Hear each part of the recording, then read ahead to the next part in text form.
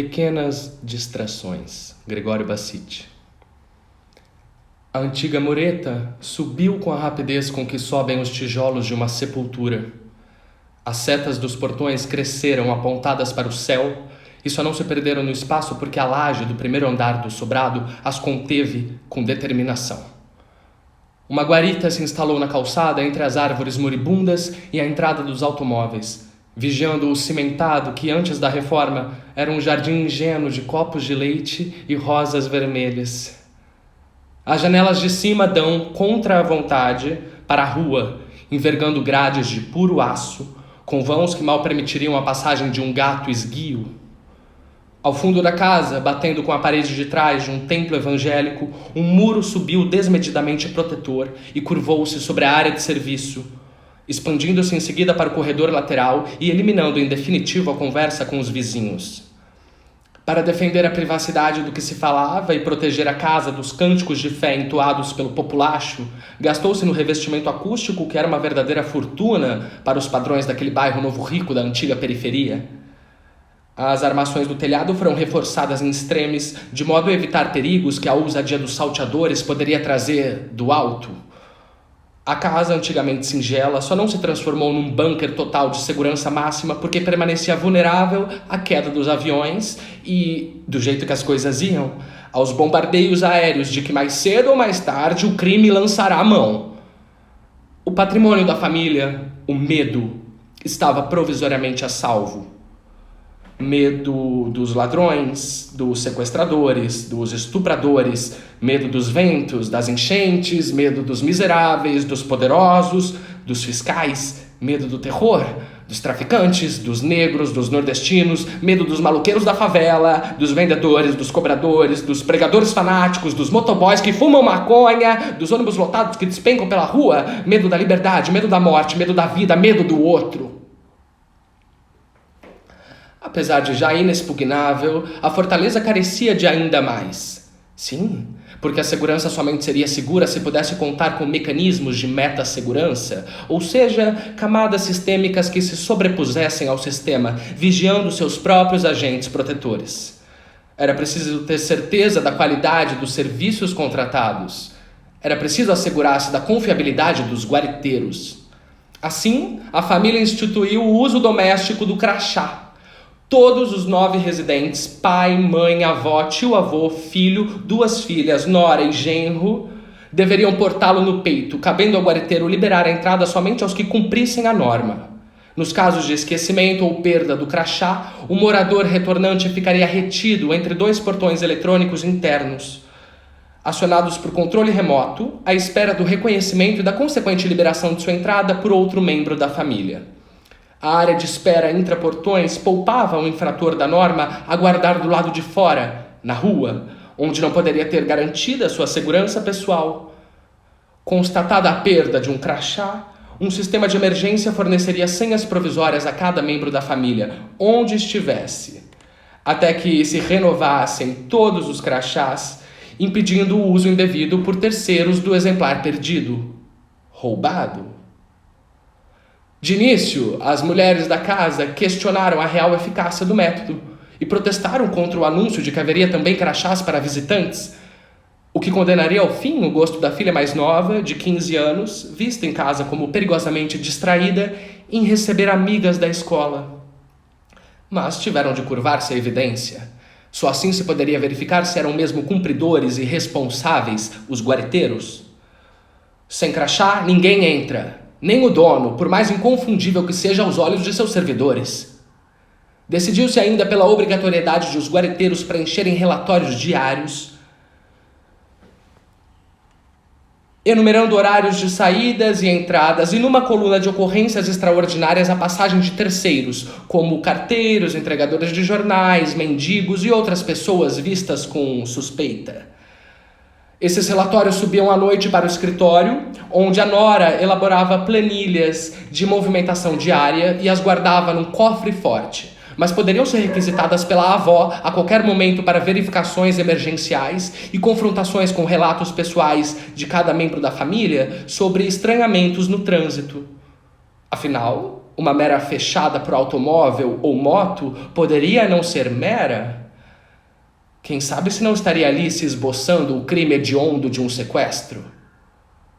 O crescimento vertiginoso desse tipo de evento nas estatísticas determinava a preferência da família por carros populares, os únicos capazes de não chamar a atenção dos criminosos à espreita. Mas, como bastasse um único descuido para pôr tudo a perder, resolveu-se elidir os riscos, providenciando-se a blindagem da frota familiar de Uno Mille. No mês seguinte, decidiu-se instalar uma câmera de vídeo voltada para um terreno de portões, com o fito de assegurar o reconhecimento dos chegantes diretamente da sala de visitas, sem que o responsável por isso tivesse que se expor. Da sensação renovada de maior segurança, comodidade e encantamento tecnológico, evoluiu-se para um sistema completo de captação de imagens e de sons, ocultando-se microcâmeras e microfones nos pontos do lar considerados estratégicos.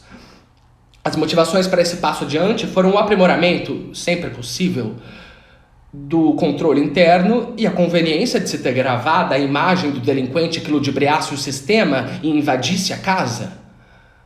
Também feminina foi a primeira resistência a esse avanço, quando a filha mais nova, de 15 anos, vista em casa como perigosamente distraída, esqueceu-se da vigilância eletrônica e, masturbando-se, foi surpreendida pela câmera instalada na despensa. Por não saber como abordar o assunto, o pai fingiu não ter visto nada e transferiu o fardo para a mãe. As mulheres foram informadas de que sua intimidade estava suspensa, não lhe sendo aconselhável banhar-se ou trocar de roupa sem antes reservarem horários apropriados, de curta duração, em que as gravações nos banheiros seriam interrompidas para revisão técnica. A mãe contornou o mal-estar, argumentando que, se aquele era um preço alto a ser pago, seria ainda muito baixo caso as câmeras viessem um dia a registrar cenas de estupro por um invasor. Quanto à filha mais nova, de 15 anos, vista em casa como perigosamente distraída, foi severamente admoestada pela indecência com que gerou a situação, mas ganhou da cunhada, para consolação, um filhote de chihuahua, a que deu o nome de Speed Gonzales, e tanto se apegou que passaram ela e o animal a ser tratados em casa como o casal Gonzales. O sistema de segurança era agora comprovadamente perfeito. Mas o medo é esperto, cheio de manhas, capaz de contorções absurdas para se adaptar a emoções em cacos e não abandonar o barco. O pior poderia estar por segundos, e se algo falhasse? Foi necessário reforçar a defesa com pitbulls amestrados. Goebbels e Goering corriam lestos e sagazes num cercado do quintal, como penúltima instância. Sim, porque havia ainda uma última instância. Metralhadoras de cano curto Kalashnikov, adquiridas a um contrabandista para armar a família contra as terríveis consequências de um porre, de um surto de loucura ou mesmo da traição do segurança nordestino de plantão. Ao encomendar-se uma pizza, por exemplo, como ter a certeza de que o entregador, mancomunado com o cafuzo da guarita, não invadiria a casa, envenenando os cães e fazendo refém toda a família?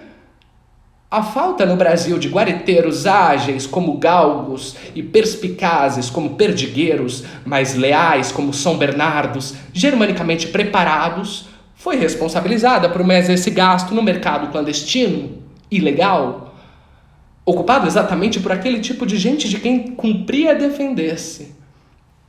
A lógica imperava mais uma vez. Para enfrentar o pior inimigo, só mesmo com a mais poderosa arma do pior inimigo.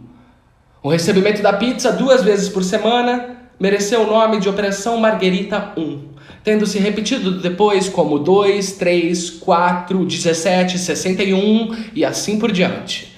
Consistia na distribuição dos homens da família em pontos recônditos da casa, à espreita, com suas Kalashnikov em punho, prontas para disparar. Escondendo-se o pai atrás da janela do sótão, com uma granada na mão, de onde poderia observar o entorno, a rua, e contra-atacar, se necessário. Enquanto o mulherio se postava em alerta na sala de jantar, empunhando talheres pontiagudos, especialmente afiados para a ocasião, com que decepariam aos vilões acuados os dedos, a mão ou o que mais fosse preciso. O tio-avô recebia a entrega pelo vão da jaula de portões, não sem antes obrigar o entregador a provar um naco de pizza, para certificar-se de que não trazia soporíferos, barbitúricos ou drogas de qualquer espécie que pudessem arrefecer as trincheiras da família. A filha mais nova, de 15 anos, vista em casa como perigosamente distraída, odiava a operação. Ao cortar a pizza no prato, tremia de imaginar que naquele momento poderia estar empunhando os mesmos talheres na punição que o pai planejara para os invasores. Ao passar bocadinhos carinhosos do recheio para Speed Gonzales no colo, afligia-se de pensar que estivesse servindo ao animal picadinhos de dedos ou de alguma outra parte do corpo a que preferiria ela dar destinação mais gloriosa e integral.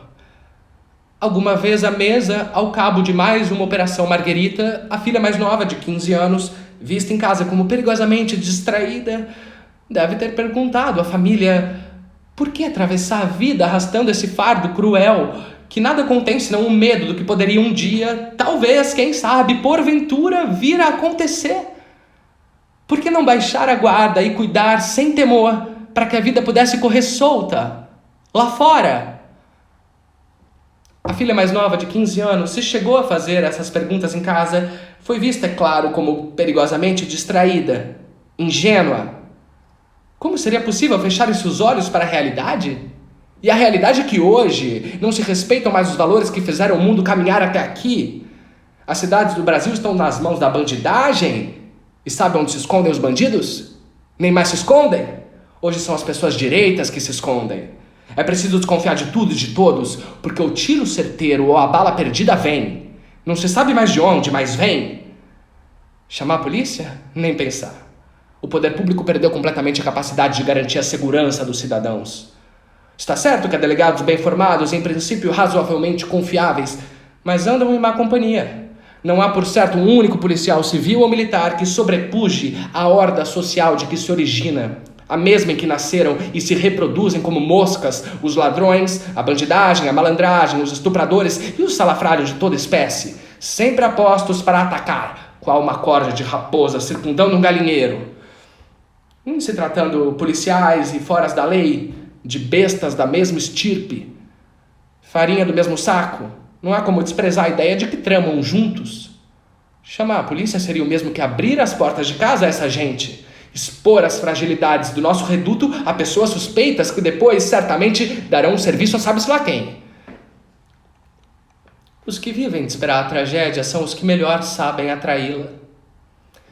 Por distração da filha mais nova, de 15 anos, vista em casa como perigosamente distraída, Speed Gonzales, o filhote de Chihuahua, escapou para o quintal e invadiu o cercado dos pitbulls, sendo estraçalhado por Gehring. Vinha atrás a filha mais nova, de 15 anos, vista em casa como perigosamente distraída, que não chegou a tempo.